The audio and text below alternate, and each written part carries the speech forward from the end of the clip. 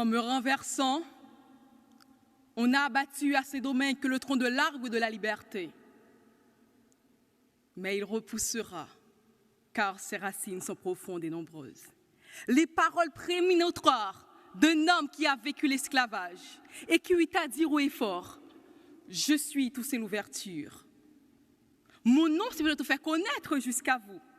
Je veux que la liberté et l'égalité règnent à Saint-Domingue et je travaille à les faire exister. » Dans cette quête, rien ne nuit à sa bravoure. Il est passé de l'armée française, l'armée espagnole, l'armée indigène.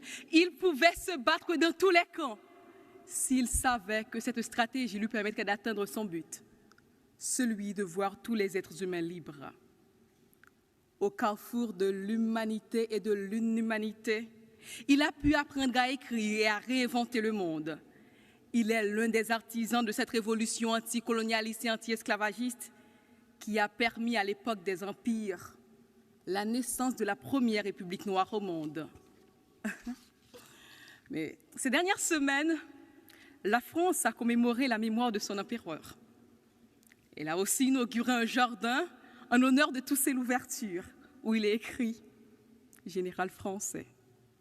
Mais a-t-elle suffisamment rappelé sous les ordres de qui Toussaint Louverture a été arrêté, déporté en France, qu'il a été enfermé dans les geôles glaciales du Fort-de-Joux?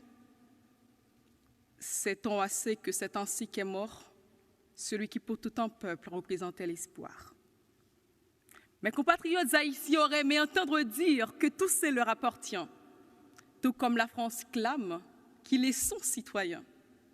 Mais retenez, mesdames, messieurs, vouloir l'attacher à une nationalité, l'enfermer dans une citoyenneté, c'est trop réducteur, beaucoup trop réducteur. C'est priver l'humanité entière de l'une de ses plus belles incarnations. Car l'homme en question est sans limite, sans bornes et sans frontières.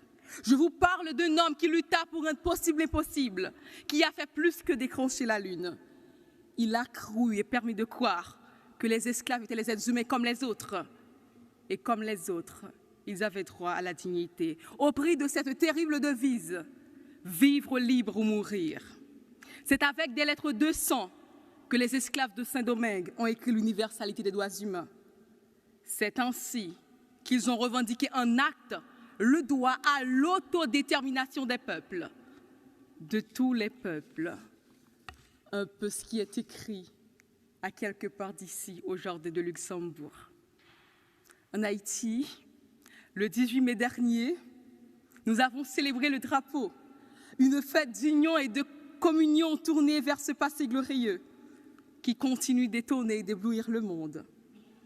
Comment, me direz-vous, avons-nous pu faire cela pour en arriver là? Où sont passés ces idéaux de liberté et d'égalité? Vous me direz sans doute, qu'ont fait, que font ces pays amis, auprès de qui les Haïtiens ont payé si chèrement leur liberté? Il y a beaucoup d'enseignements à tirer d'hier à aujourd'hui pour comprendre les origines de cet échec, en démêler les responsabilités croisées. Il y a beaucoup à faire pour à nouveau faire fleurir l'arbre de la liberté.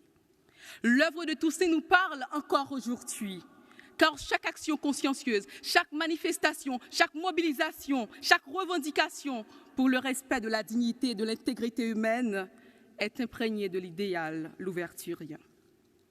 Toussaint Louverture n'est pas seulement une part d'un peuple en particulier, mais du monde entier. Mesdames, Messieurs, je ne vous le ferai pas comme ces éloges funèbres qui consistent à angéliser les démons une fois morts. Je ne vous dirai pas que mon Toussaint, notre Toussaint a été un saint et qu'il n'a eu que des forces et aucune faiblesse. Au contraire, son personnage divise encore, même dans les profondeurs du nationalisme haïtien. Il a souvent été incompris et parfois incompréhensible.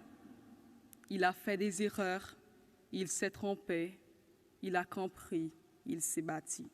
Mais son rêve de liberté a été concrétisé avec l'ultime bataille de Vertières, le 18 novembre 1803, avec ses racines, Dessalines, Capois-la-Mort et les autres. Un exploit qui a ouvert la voie à la libération de plusieurs peuples dans le monde.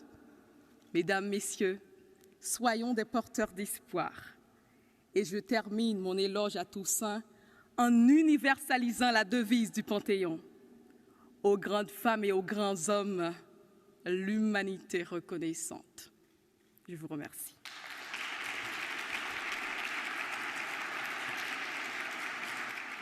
TV5 Monde.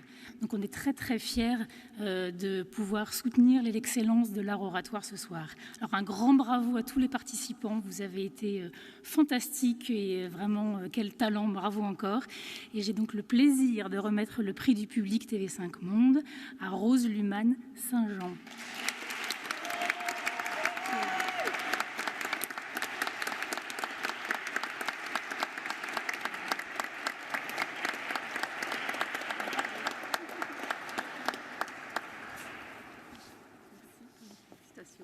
Merci.